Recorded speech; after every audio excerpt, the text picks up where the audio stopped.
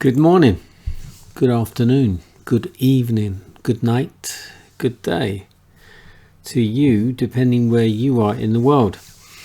It's our nighttime devotion. We're reading from Lift Him Up, the devotional. The title today is Enrolled in the Record Books of Heaven. The script reading comes from Ephesians 2 verse 19.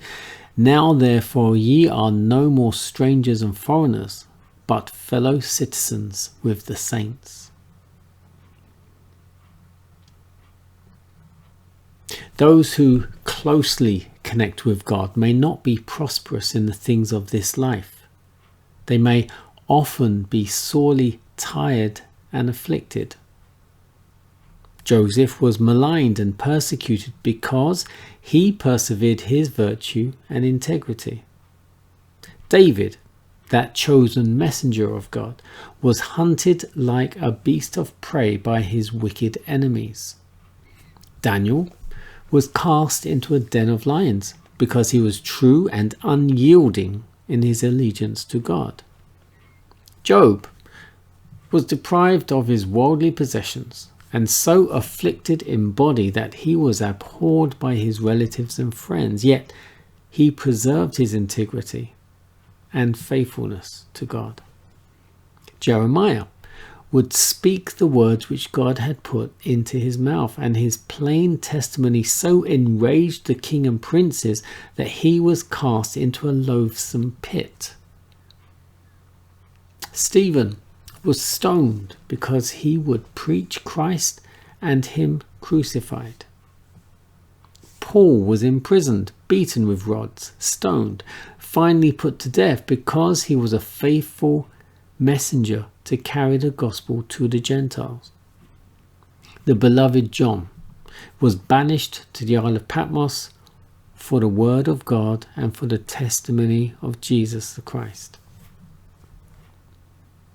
These examples of human steadfastness in the might of divine power are a witness to the world of the faithfulness of God's promises, of his abiding presence and sustaining grace.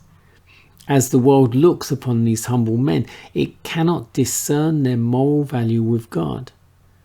It is a work of faith to calmly repose in God in the darkest hour, however severely tried and tempest-tossed, to feel that our Father is at the helm. The eye of faith alone can look beyond the things of time and sense to estimate the worth of eternal riches. The great military commander conquers nations and shakes the armies of half the world, but he dies of disappointment and in exile. The philosopher who ranges through the universe, everywhere tracing the manifestations of God's power and delighting in their harmony, often fails to behold in this marvelous wonders the hand that formed them all. Man that is in honour and understandeth not is like the beasts that perish.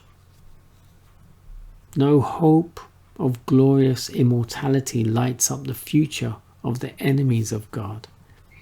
But those heroes of faith have the promise of an inheritance of greater value than any earthly riches, an inheritance that will satisfy the longings of the soul. They may be unknown and unacknowledged of the world, but they are enrolled as citizens in the record books of heaven. An exalted greatness and enduring eternal weight of glory will be the final reward of those whom God has made heirs of all things.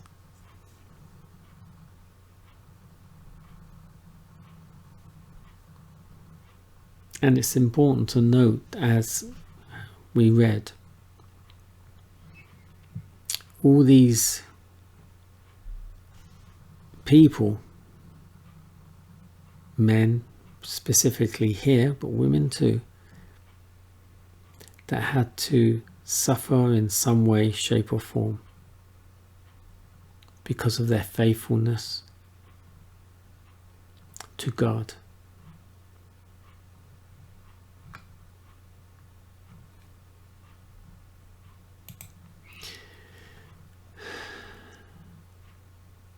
We should not wonder why trials and tribulations come our way when we keep the Sabbath, when our jobs want us to work on the Sabbath, and if we're trying to keep the Sabbath, then we need to make that decision. Are we living for God or living for man?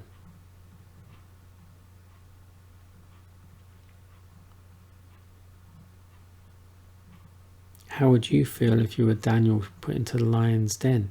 With his great faith, he wasn't worried. He wasn't worried at all. And there were various theories you could say that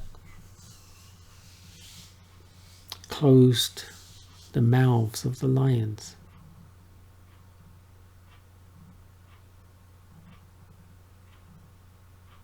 Jeremiah was put into a cesspit. The three Hebrew boys were thrown into a furnace because they would not bow down to the idols and they kept their allegiance to God. Where is your allegiance?